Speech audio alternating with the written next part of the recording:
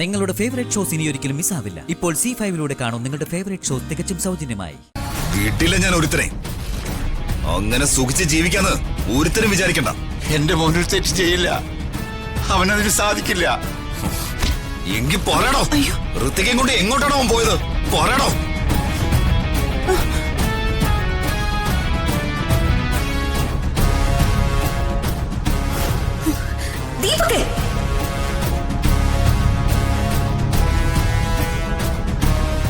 ഇപ്പൊ മനസ്സിലായല്ലോ.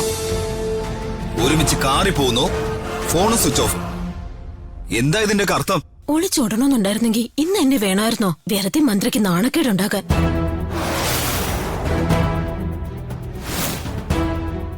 ഇപ്പോഴത്തെ പിള്ളേരൊക്കെ ഇങ്ങനെയാണെന്നേ. അവർക്ക് ഔചിത്യം എന്ന് പറയുന്ന സാധനമില്ല. ആ അത് ശരിയാ. ഒന്ന് മിണ്ടായിരിക്കും.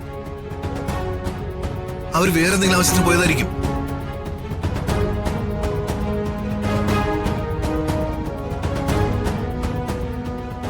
നിങ്ങളോട് പറഞ്ഞിട്ടാണോ രാജു പോയത്? ഇല്ല, ഞങ്ങൾക്കൊന്നും അറിയില്ല. അങ്ങനെ പറയാതെ പോകുന്ന ആളല്ലല്ലോ രാജു. ഇന്ന് എന്ത് പറ്റിയതാവും? എന്ത് പറ്റാൻ? പറ്റിയത് വിശദീകരിക്കാതിരിക്കുന്നതാ ബുദ്ധി.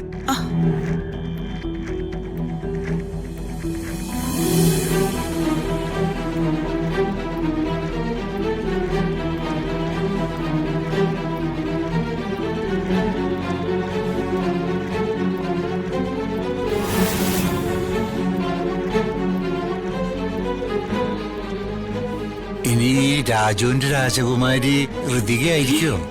അല്ല, അവരങ്ങനെയാണല്ലോ പറയണത്. എന്താ തിന്നോണം? ഇവിടെ എല്ലാരും തീ ചവിട്ടി നടക്കാം.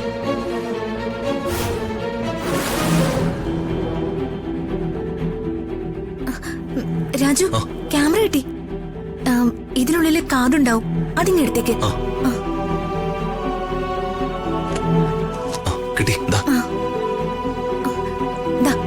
ഈ ലാപ്പിലും കാണും ഫോട്ടോസ്. എല്ലാം ഡിലീറ്റ് ചെയ്യണം. ഇനി ഒരിക്കലും അവന് സാനിയെ ബ്ലാക്ക്മെയിൽ ചെയ്യാൻ പറ്റരുത്. ഇത് ഓൺ ചെയ്യാൻ പറ്റുന്നില്ല. മുഹൂർത്തത്തിന് സമയമായി. നമുക്ക് അവിടെ പോയി നോക്കാം.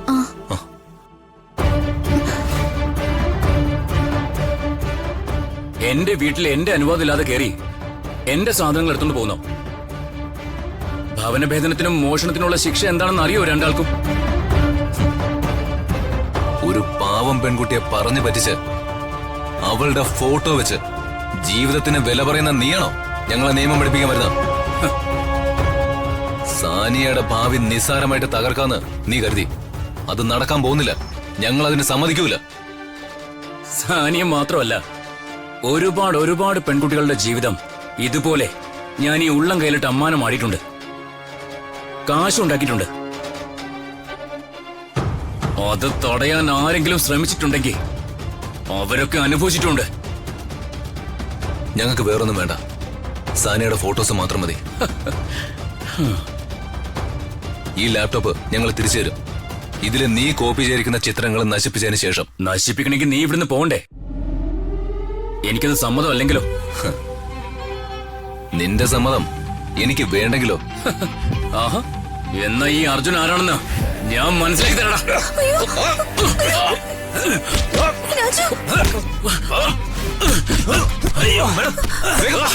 വേഗം പോ.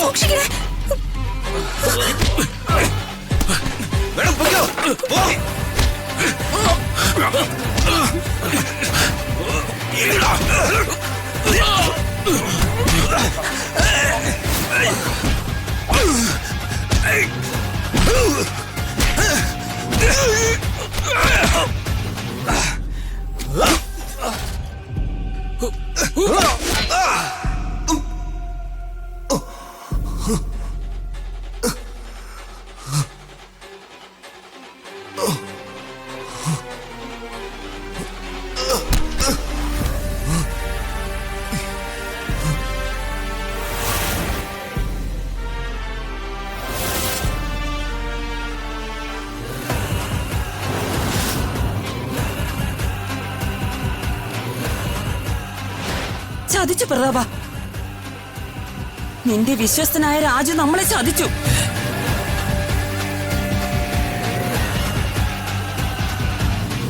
കല്യാണത്തിന് വേണ്ടി ഏൽപ്പിച്ചിരുന്ന സ്വർണവും ആധാരം കൊണ്ട് അവൻ പോയത്.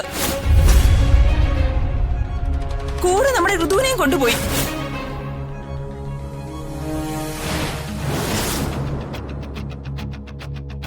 ഞാനിത് എങ്ങനെ സഹിക്കും? എന്തൊക്കെയാ പ്രതാപ സാറേ ഈ കേൾക്കുന്നത്? നല്ല അന്തസ്സുള്ള തറവാട്ടുകാരാണെന്ന് കരുതിയാ ഇങ്ങനെ ഒരു ബന്ധത്തിന് ഞങ്ങൾ സമ്മതം മൂളിയത്. ഇതിപ്പോ ആകെ നാണക്കേടായല്ലോ. നിങ്ങൾ ഒന്നുകൊണ്ടും വിഷമിക്കണ്ട. കല്യാണം നടക്കണം. സ്വർണവും ആധാരവും ഇല്ലാതെ എങ്ങനെയാ കല്യാണം നടക്കുക? പറഞ്ഞുറപ്പിച്ച വാക്കല്ലേ, അത് മാറ്റാൻ പാടില്ലല്ലോ. ഒന്നിനൊരു കുറവും വരില്ല. എന്തൊക്കെയാണോ തരാമെന്ന് ഞാൻ ഏറ്റത് അതൊക്കെ കിട്ടിയിരിക്കും. നിങ്ങള് ദയവ് ചെയ്ത് എന്നെ വിശ്വസിക്കണം. തൃപ്തി ആയല്ലോടോ. എല്ലാം നശിപ്പിച്ചപ്പോ നിങ്ങൾക്ക് സമാധാനമായല്ലോ. മക്കളെ വളർത്തുമ്പോ അന്തസ്സോടെ വളർത്തണം. ഞങ്ങൾ അവനെ അന്തസ്സോടെ തന്നെയാ വളർത്തിയത്. കാശിനെ ഞങ്ങൾക്ക് കുറവ് വന്നിട്ടുള്ളൂ. അഭിമാനം വിട്ട് ഞങ്ങൾ ഇതുവരെ ജീവിച്ചിട്ടില്ല. ഇതാണോ അഭിമാനം? പണ്ടോ സ്വത്തും കൊണ്ട് ജോലി ചെയ്തിരുന്ന വീട്ടിലെ പെണ്ണിനെ കടത്തിക്കൊണ്ട് പോകുന്നതാണോ നിങ്ങൾ അഭിമാനം? വീട്ടിലെ ഞാൻ ഒരുത്തനെ അങ്ങനെ സുഖിച്ച് ജീവിക്കാന്ന് ഒരുത്തരും വിചാരിക്കണ്ട. എന്റെ മോനൊരു തെറ്റ് ചെയ്യില്ല, അവനതിന് സാധിക്കില്ല. എങ്കിൽ പറയണോ, ഋത്തികയും കൊണ്ട് എങ്ങോട്ടാണോ അവൻ പോയത്? പറയണോ?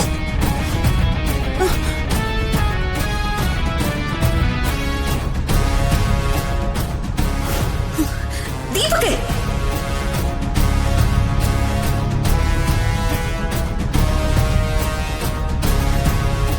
മതി.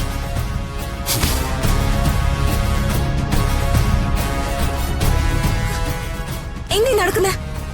എന്തിനാ രാജുവിന്റെ അച്ഛനോട് ദേഷ്യപ്പെട്ടത്? സത്യം എന്താന്ന് പറ മോളെ. ഇവിടെ എല്ലാരും വിചാരിച്ചിരിക്കുന്നത് നിന്നെയും കൊണ്ട് രാജു ഒളിച്ചോടിയെന്നാ. ഒളിച്ചോടിന്നോ? എന്നെയും കൊണ്ടോ? ആ, കഷ്ടം. എങ്കി അവനെ ഏൽപ്പിച്ചിരുന്ന സ്വർണ്ണവും ആധാരവും ഒക്കെ എവിടെ? അതെവിടെ കൊണ്ട് ഒളിപ്പിച്ചു?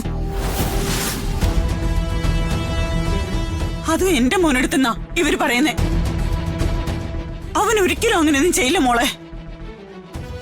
തർക്കം വേണ്ട. എന്താ സംഭവിച്ചെന്ന് ഋതിക തന്നെ പറയട്ടെ.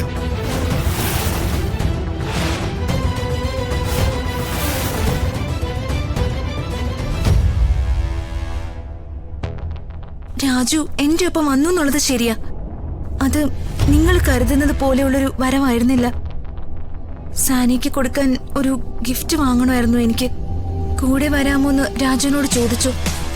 രാജു വരാന്ന് പറഞ്ഞു. എന്നിട്ട് രാജു എവിടെ മോളെ? അതെ, അവനെവിടെ?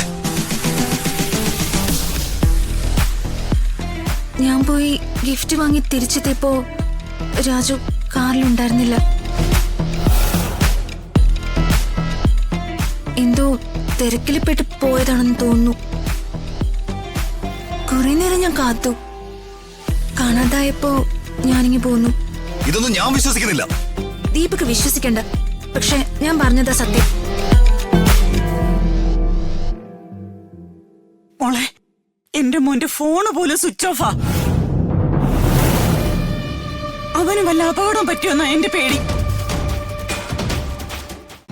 ഡൗൺലോഡ് ചെയ്യൂ C5 ആപ്പ്. കാണൂ എല്ലാ എപ്പിസോഡുകളും സൗജന്യമായി.